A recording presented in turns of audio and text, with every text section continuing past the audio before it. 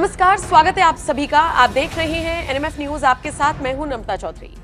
रामजी लाल सुमन Samajwadi party के सांसद हैं और हाल ही में सदन में खड़े होकर उन्होंने एक ऐसा बयान राणा सांगा को लेकर दे दिया था जिसके बाद विवाद गहरा गया था।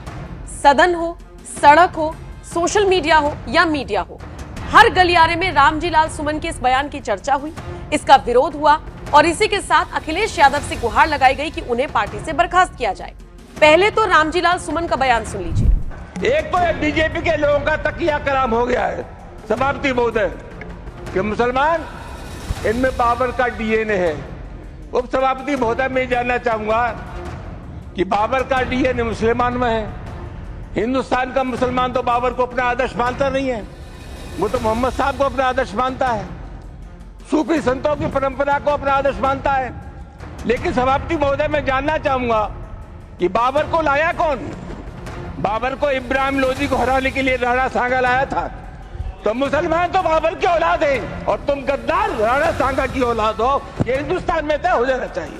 अगर बाबर की तो आलोचना करते हैं, राणा सांगा की आलोचना नहीं करते। तो सुना आपने कैसे राणा सांगा को गद्दार बताते हुए नजर आ रही हैं। और सबसे बड़ी बात देखिए, अखिलेश यादव इस पर तंज कसने के बजाय या फिर राणा सांगा को अपमानित करने वाले रामजी लाल सुमन पर एक्शन लेने के बजाय उनका बचाव करते हुए नजर आए। इस पर बीजेपी को घेरते हुए नजर आए, कहते हुए सुनाई दिए कि पुराने चिट्ठे या पुराना इतिहास बीजेपी को नहीं उखाड़ना चाहिए। सुनिए अखिलेश यादव ने क्या कुछ कहा था। मैंने 23 मार्च को प्रेस के माध्यम से ये कहा था, हालांकि मेरी बात की कोई परवाह क्यों करेगा। इतिहास और इतिहास के पन्ने, चाहे हम हों चाहे भारतीय जनता पार्टी के लोग हों, हम लोगों को किसी को भी इतिहास के पन्ने नहीं पलटना चाहिए, क्योंकि इतिहास में क्या घटना घटी है हम इतिहास की उन किताबों को पढ़ रहे हैं, उसकी इंटरप्रिटेशन अपने हिसाब से कर रहे हैं। भारतीय जनता पार्टी ने जब भी इतिहास के पन्ने पलटे हैं तो वो पन्ने पलटे जिससे उन्हें पॉलिटिकल लाभ क्या हो सकता है और राजनीतिक लाभ के साथ साथ नफरत किससे फैल सकती है, कौन राजा था, कौन महाराजा था, किसने क्या किया, वो इतिहास की बात है। ये जो सारी चीजें हुई, इसकी वजह से अखिलेश यादव का जमकर विरोध हो रहा है।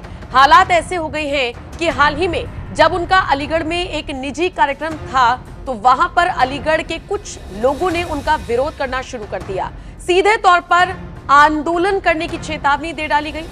सीधे तौर पर यह कह दिया गया कि अलीगढ़ में अखिलेश यादव को घुसने नहीं दिया जाएगा। जी हां, अखिल भारतीय क्षत्रिय महासभा ने अखिलेश यादव के आगमन का कड़ा विरोध किया और इसी के साथ कह दिया कि हम मोर्चा खोलकर बैठे हैं, उनको अलीगढ़ में घुसने नहीं देंगे। और सिर्फ अखिल भारतीय क्षत्रिय महासभा ही नहीं बल्कि तमाम ऐसे हिंदू संगठन भी मोर्चा संभालते हुए नजर आए जिन्होंने सार्वजनिक तौर पर घोषणा कर दी कि वो अखिलेश यादव को अलीगढ़ में घुसने नहीं देंगे। जैसे ही ये घोषणा की गई वैसे ही पुलिस प्रशासन सतर्क हो गया और किसी भी तरह की कोई अप्रिय घटना ना हो, इससे बचने के लिए पुलिस बल को तैनात कर दिया गया। आपको बता दें, अखिलेश यादव एक निजी कार्यक्रम में शामिल होने के लिए अलीगढ़ में पहुंचने वाले थे, लेकिन उससे पहले ही इस तरह का विरोध देखा जा रहा है। और इसी के साथ आपको बता दें, इससे राजनीतिक माहौल पूरे यूपी में गर्मा गया। क्षत्रिय महासभा के जिलाध्यक्ष विवेक चौहान ने भी चेतावनी दे दी कि वो अखिलेश यादव के काफिले को शहर में घुसने नहीं देंगे, जिसके बाद ये विरोध होता रहा। हालांकि इस पर समाजवादी पार्टी की तरफ से जब तक मैं ये वीडियो रिकॉर्ड कर रही हूँ कोई टिप्पणी नहीं आई है। लेकिन बड़ी दिलचस्प बात है कि जो नेता, जो सांसद राणा सांगा जैसे योद्धा का अपमान करते हैं सदन में खड़े होकर, उनके साथ अखिलेश यादव कैसे खड़े हो जाते हैं। और शायद इसीलिए अब जमीनी स्तर पर उनको इस तरह के विरोध का सामना करना पड़ रहा है। फिलहाल आप इस खबर को लेकर क्या राय रखते हैं? अपनी राय हमें कमेंट कर जरूर बताएं।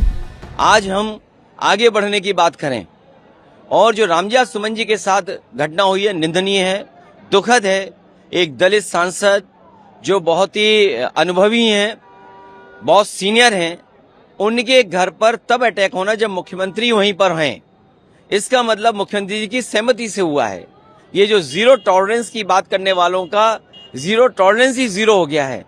बिना उनकी सहमति के, बिना उनकी जानकारी के ये कैसे संभव है कि उसी जिले में वो हैं और सांसद पे के घर पर अटैक हो गया हो।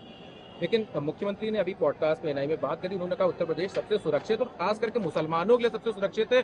अगर उन्होंने ये भी कहा कि जहाँ पे 100 मुसलमान है वहाँ 50 हिंदू सुरक्षित नहीं, लेकिन 100 हिंदू हैं तो वहाँ मुसलमान सुरक्षित है। लखनऊ जैसी राजधानी में एक महिला जो अयोध्या से चल करके बनारस में नौकरी के लिए इंटरव्यू के लिए गई और वापस अपने भाई के घर आई, उस महिला के साथ बलात्कार हुआ, उसका सामान लूट लिया गया, उसकी हत्या कर दी गई। सरकार ये दावा करती थी कि महिलाओं के प्रति कोई भी घटना नहीं होगी। उसके बाद सरकार को मजबूरी में अपना परसेप्शन, अपनी छवि सुधारने के लिए इनकाउंटर करना पड़ा। लेकिन इनकाउंटर से क्या असर पड़ा? दूसरी महिला फिर हत्या कर दी गई। इसी तरह बलिया में एक लड़की लटका दी गई, मार करके, हाथ बांध करके। इलाहाबाद में एक बेटी के साथ बलात्कार और घटना हुई।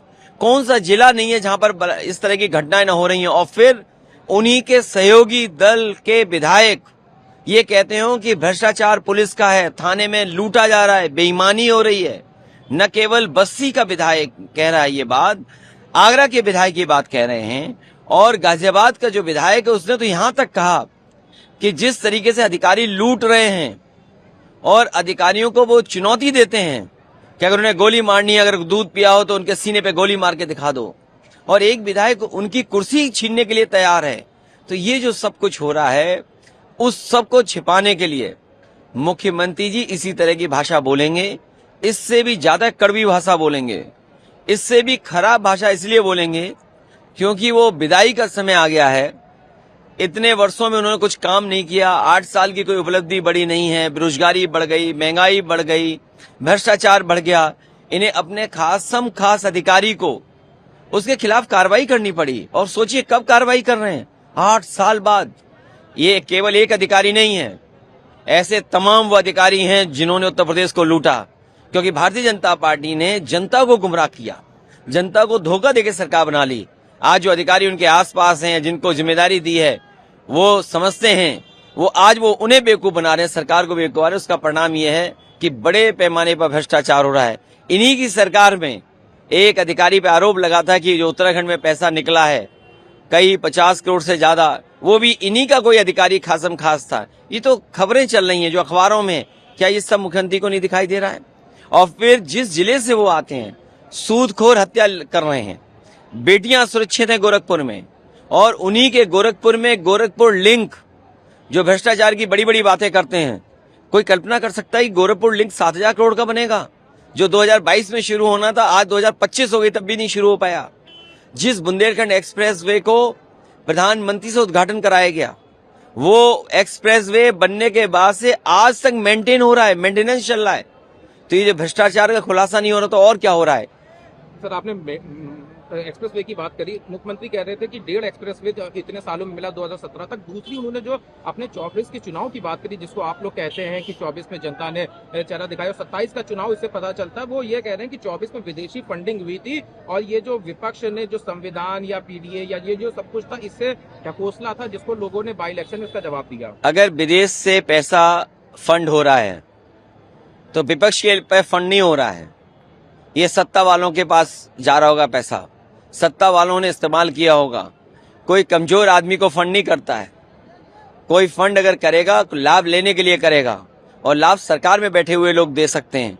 और सच्चाई तो यह है कि अगर मुख्यमंत्री जी ये बात कह रहे हैं तो वो दिल्ली वाली सरकार से कहें कि जहां जहां जिस देश से पैसा आया है, उन एम्बेसडरों की एम्बेसी पर बुलडोजर चलाएं मुख्यमंत्री जाकर के। हमारे उत्तर प्रदेश मुख्यमंत्री जी को वीजा लगवाएं। जिस देश से पैसा आया है भारत में, उस देश में जो हमारे भारत की एम्बेसी है, उस पे योगी जी को भेज करके बुलडोजर चलवा दो। काफी सवाल है। मुख्यमंत्री से जब अयोध्या और इसका जिक्र हुआ तो उन्होंने कहा काशी में हाईकोर्ट कोर्ट का मामला है, वरना हम उसको भी वो मथुरा हम ले चुके होते, मथुरा में कोर्ट में मामला चल। ये जाने का जो डर है, जो विदाई का डर है, इसलिए इस तरह की भाषा इस्तेमाल की जा रही है। ये समय जो जनता ने 8 साल खोया है, इसका जवाब क्या देगी सरकार? 8 साल खो दिया, बेरोजगारी बढ़ गई, महंगाई बढ़ गई, बिजली महंगी हो गई, असुविधाएं। आज तो उत्तर प्रदेश में जो विकास की गति होनी चाहिए थी, जो आपकी जीडीपी होनी चाहिए थी, जो पर कैपिटा इनकम होनी चाहिए, जो इन्वेस्टमेंट होना चाहिए था, वो कहाँ दिखाई दे रहा है? और क्योंकि इन्वेस्टमेंट नहीं दिखाई दे रहा है, इन्वेस्टमेंट के बहाने अधिकारियों ने अपनी जेब भर ली, उसका जवाब सरकार के पास नहीं है। सरकार के पास जवाब नहीं है कि उनके अधिकारी उनके नीचे बैठ के लूट रहे थे उत्तर प्रदेश को, जिसकी वजह से उत्तर प्रदेश में कोई निवेश नहीं आया।